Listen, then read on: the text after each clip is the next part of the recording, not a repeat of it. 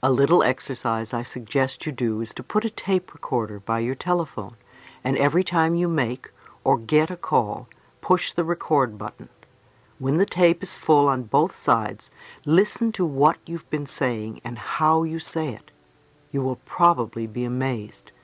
You will begin to hear the words you use and the inflection of your voice. You will begin to become aware. If you find yourself saying something 3 times or more, write it down because it is a pattern. Some of the patterns may be positive and supportive, and you may also have some very negative patterns that you repeat over and over and over again. The power of the subconscious mind. In light of what I've been speaking of, I want to discuss the power of our subconscious minds. Our subconscious minds make no judgments. The subconscious mind accepts everything we say and creates according to our beliefs. It always says yes. Our subconscious minds love us enough to give us what we declare. We have choice, though. If we choose these poverty beliefs and concepts, then it is assumed that we want them. It will continue to give us these things until we are willing to change our thoughts and words and beliefs for the better. We are never stuck because we can always choose again. There are billions and billions of thoughts from which to choose. Our subconscious minds don't know true from false or right from wrong. We don't want to deprecate ourselves in any way. We don't want to say something like, "Oh, stupid old me," because the subconscious mind will pick up this self-talk, and after a while you will feel that way. If you say it enough times, it will become a belief in your subconscious. The subconscious mind has no sense of humor, and it is important for you to know and understand this concept. You cannot make a joke about yourself and think it doesn't mean anything. If it is a put-down about yourself, even if you're trying to be cute or funny about it, the subconscious mind accepts it as true. I don't let people tell put-down jokes in my workshops. They can be raunchy but not put-downs of a nationality or sex or whatever. So don't joke about yourself and make derogatory remarks about yourself, because they will not create good experiences for you. Don't belittle others either. The subconscious mind doesn't distinguish between you and the other person. It hears the words, and it believes you are talking about yourself. The next time you want to criticize someone, ask why you feel that way about yourself. You only see in others what you see in yourself. Instead of criticizing others, praise them, and within a month, you will see enormous change within you. Our words are really a matter of approach and attitude. Notice the way that lonely, unhappy, poor, sick people talk. What words do they use? What have they accepted as the truth for themselves? How do they describe themselves? How do they describe their work, their lives, their relationships? What do they look forward to? Be aware of their words, but please don't run around telling strangers that they are ruining their lives by the way they talk. Don't do it to your family and friends either, because the information will not be appreciated. Instead, use this information to begin to make the connection for yourself and practice it if you want your life to change. Because even on the smallest level, if you change the way you talk, your experiences are going to change. If you are a person with an illness who believes that it is fatal and that you're going to die and that life is no good because nothing ever works for you, then guess what? You can choose to release your negative concept of life. Start affirming for yourself that you are a person who is lovable and that you are worth healing and that you attract everything you need on the physical level to contribute to your healing. Know that you are willing to get well and that it is safe for you to get well. Many people only feel safe when they are sick. They are usually the kind that have difficulty saying the word no. The only way they can say no is by saying I'm too sick to do it. It's a perfect excuse. I remember a woman at one of my workshops who had 3 cancer operations. She couldn't say no to anybody. Her father was a doctor, and she was Daddy's good little girl, so whatever Daddy told her to do, she did. It was impossible for her to say no. No matter what you asked her, she had to say yes. It took 4 days to get her to literally shriek no at the top of her lungs. I had her do it while shaking her fist, no, no, no, and once she got into it, she loved it. I find that many women with breast cancer can't say no. They nourish everybody except themselves. One of the things I recommend to a woman with breast cancer is that she must learn to say no. No, I don't want to do it. No. 2 or 3 months of saying no to everything and everyone will begin to turn things around. She needs to nourish herself by saying, this is what I want to do, not what you want me to do. When I used to work with clients privately, I would hear them argue on behalf of their limitations, and they would always want me to know why they were stuck because of one reason or another. If we believe we are stuck and accept that we are stuck, then we are stuck. We get stuck because our negative beliefs are being fulfilled. Instead, let's begin to focus on our strengths.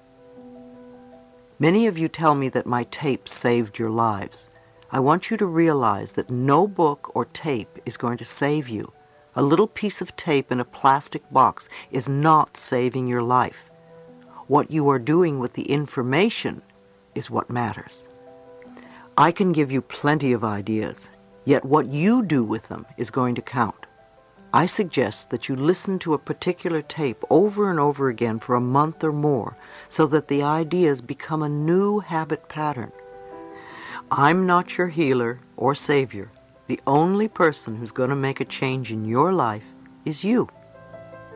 Now, what are the messages you want to hear? I know I say this over and over again. Loving yourself is the most important thing you can do, because when you love yourself, you're not going to hurt yourself or anyone else. It's my prescription for world peace. If I don't hurt me and I don't hurt you, how can we have war? The more of us who can get to that place, the better the planet will be. Let's begin to be conscious of what is going on by listening to the words we speak to ourselves and to others. Then we can begin to make the changes that will help heal ourselves as well as the rest of the planet. Chapter 4. Reprogramming Old Tapes. Be willing to take the first step, no matter how small it is. Concentrate on the fact that you are willing to learn.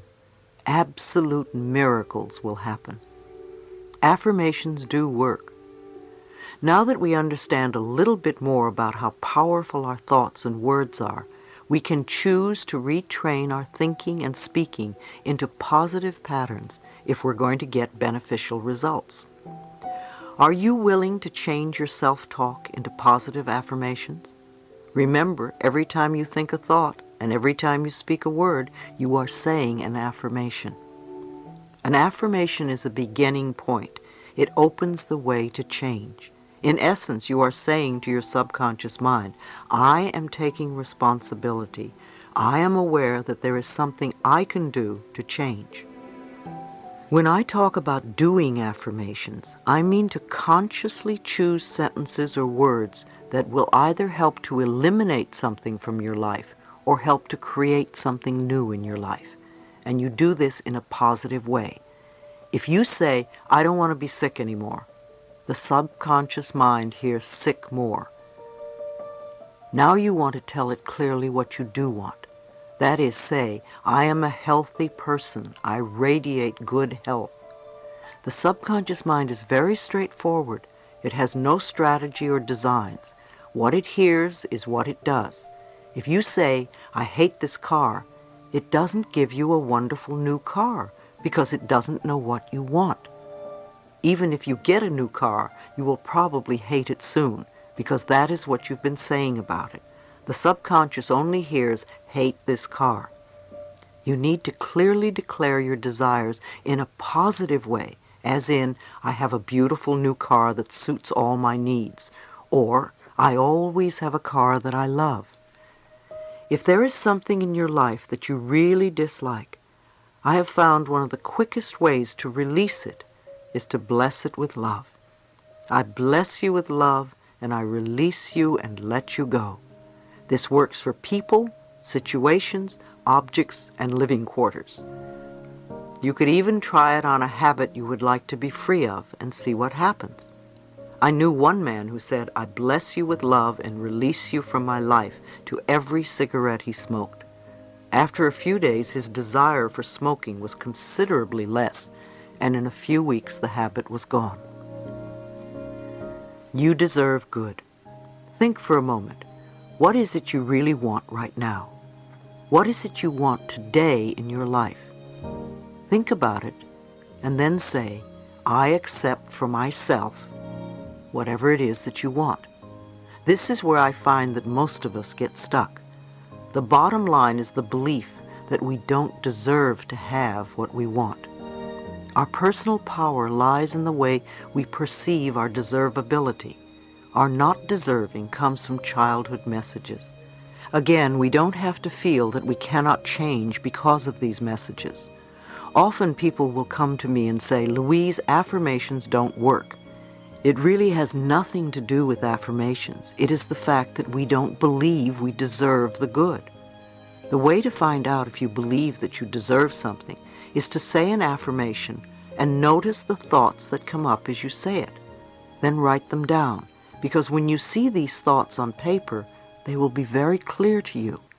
The only thing that keeps you from deserving or loving yourself or whatever is someone else's belief or opinion that you have accepted as truth.